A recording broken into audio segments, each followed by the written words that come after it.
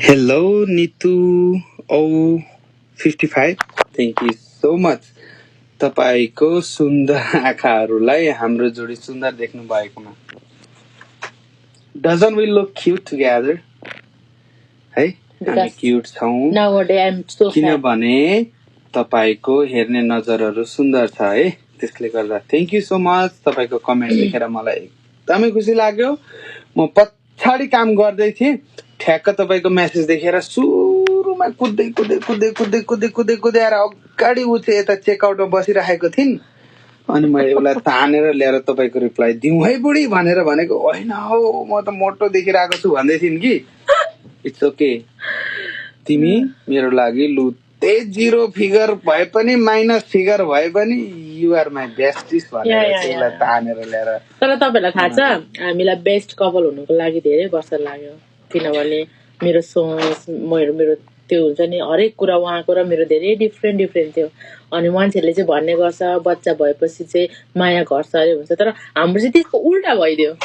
हामी चाहिँ अलिक क्रेजी छौँ कि हैन. नसुर्ताउनु. जति समय लामो हुँदै गयो हरेक जोडीहरु टुगेदरमा उयो हुँदै गयो. अन्डरस्ट्यान्डिङ लेभल बढ्दै गयो.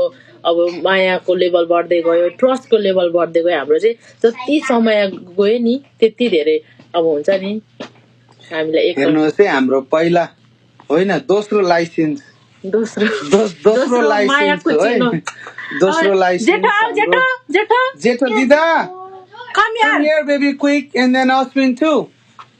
अनि यहाँ आउनु न तिमी हाम्रो माइलो सेकेन्ड मायाको चिनो पहिलो मायाको चिनो यता छ है.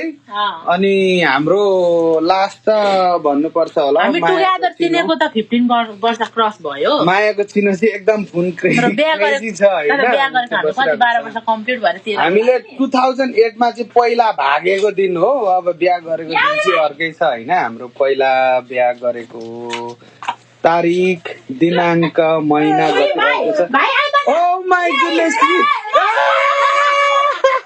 हेलो यस्तो छ क्या हाम्रो तेस्रो मायाको चिनो चाहिँ. तर हैन हामीहरुलाई अब फ्यामिली कम्प्लिट भएको छौं भन्ने लागेको छ.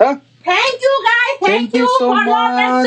तपाईहरुको माया तपाईको साथ सपोर्ट र तपाईहरुको धैर्यतालाई हाम्रो प्रयास जारी छ.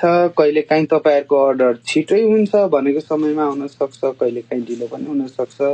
It's the process of nature हैन. We can make it happen right away. Thank you so much guys. Love you all.